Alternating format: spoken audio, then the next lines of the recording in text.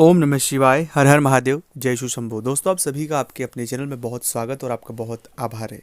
जब कभी भी हमें ऐसा लगता है कि हमारे घर में किसी व्यक्ति ने कुछ करवा रखा है, बहुत दिनों से, बहुत महीनों से, कुछ वक्त से घर में स्ट्रगल ख़त्म ही नहीं होती, या तो हमारे काम नहीं बनते, घर में विवाह शादी नहीं होती, कोई ना कोई हमेशा बीमार बना रहता है, घर में कुछ ऐसी चीज़ें घटित होना कुछ समय से लग जाती है कि हमें समझ ही नहीं होता है कि जीवन में क्या चल रहा है। एक परेशानी गई नहीं, दूसरी परेशानी शुरू हो जाती है। ऐसा सामान्य परिस्थितियों में नहीं होता, ये विशेष परिस्थितियों में होता है कि ये परेशानियाँ एक वक्त से हमारा पीछा छोड़ने का नाम ही नहीं ले रही है। हम बहुत परेशान हो जाते हैं, कई बार सोचते भी हैं कि क्या हो चुका है। तब हमारे मन में ये प्रश्न उठता है कि कहीं किसी व्यक्ति ने हमारे घर में कुछ करवा तो नहीं दिया है, अगर करवा दिया है तो किसने करवाया।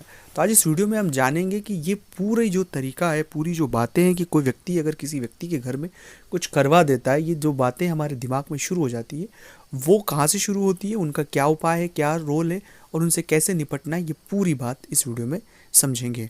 अगर आप वर्तमान किसी भी परेशानी से गुजर रहे हैं तो ये जानना आपके लिए बहुत महत्वपूर्ण है, क्योंकि इन बातों को समझने से आप अपनी खुद की मदद भी कर पाएंगे और चीज़ों को रास्ता भी निकल जाएगा। अगर अभी तक आपने चैनल को सब्सक्राइब नहीं किया है, चैनल से नहीं जुड़े हैं, प्लीज़ आप चैनल को सब्सक्राइब करके जुड़ जाए, कमेंट्स में भोलेनाथ का नाम लिखें। और अगर आप चाहते हैं अपनी कुंडली का विश्लेषण हमसे करवाना, स्क्रीन पर नंबर चल रहे हैं, आप व्हाट्सएप पर अपॉइंटमेंट लेकर हमसे बात कर सकते हैं, उसका फीस शुल्क लागू है। दोस्तों, जब कभी भी कोई व्यक्ति बहुत परेशानियों में आ जाता है, उलझ जाता है, तो उसे ऐसा लगता ही है, पर कुछ संकेत हैं जिन संकेतों को हमें समझने की आवश्यकता है। जैसे कि अगर हम घर में जाते ही हमारा मन नहीं लगना, हमारा जब मन नहीं लगना शुरू हो जाए, घर में जाते से हमें बहुत ही ऐसा उचावटन सा लगे कि घर से कहीं बाहर जाए, बाहर रहते तो बहुत अच्छा लगता है लेकिन घर में आने के बाद हमें बहुत नेगेटिव फील होता है। दूसरा ऐसा कि हमें एक बदबू हमारे इर्द गिर्द महसूस होती है, ऐसी बदबू जो हमने कभी महसूस नहीं की हो, उस तरह की बदबू आना। तीसरा है कि अचानक से इस तरह के सपने मन में आना, इस तरह से सपने आना कि जिन सपनों का कोई सेंस नहीं है और बार बार एक ही तरह के सपने आना। चौथा ये होता है कि हम एक अज्ञात डर से अपने इर्द गिर्द ऐसा अज्ञात डर कि ऐसा हो जाएगा, ये हो जाएगा, एक इतनी नकारात्मकता हमारे इर्द गिर्द हो जाती है कि जिससे हम चाह कर भी बाहर नहीं निकल पाते।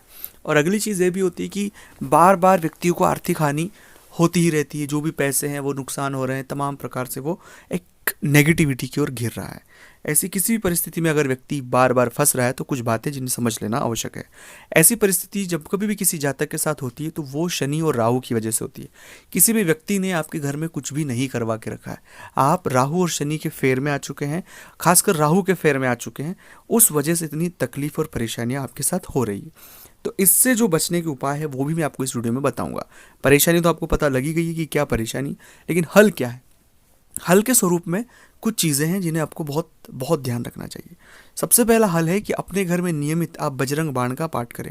जब आप बजरंग बाण का पाठ करेंगे तो राहु और शनि से संबंधित जितने सारी नेगेटिविटी आपके जीवन में हो रही है इस तरह की, उनसे आप धीरे धीरे बहुत कम समय में बाहर आ जाएंगे। तो बजरंग बाण नियमित पाठ आपको करना है। दूसरा है कि सूर्य के सामने खड़े होकर हनुमान चालीसा का पाठ आपको करना है। ऐसा प्रयोग करने से सूर्य मजबूत भी होता है और इसका प्रयोग करने से जितने सारे ग्रहों के नकारात्मक प्रभाव, इन प्रभावों को बहुत कम समय में हम कम कर सकते हैं। और तीसरा और महत्वपूर्ण बात है कि शनिवार या मंगलवार के दिन जो भी अपने घर के आसपास हनुमान जी का मंदिर हो, वहाँ बैठकर सुंदरकांड का पाठ करें। सुंदरकांड का पाठ करने से बहुत सारी परेशानियों से आपको छुटकारा मिलता है। चौथा प्रयोग करना है गुरु मंत्र का जप। अगर नहीं है गुरु मंत्र तो नमः शिवाय का आप जप कर सकते हैं। और पांचवा की फिर भी परेशानी नहीं तो स्क्रीन पर नंबर चल रहे, व्हाट्सएप पर अपॉइंटमेंट लेकर बात करें।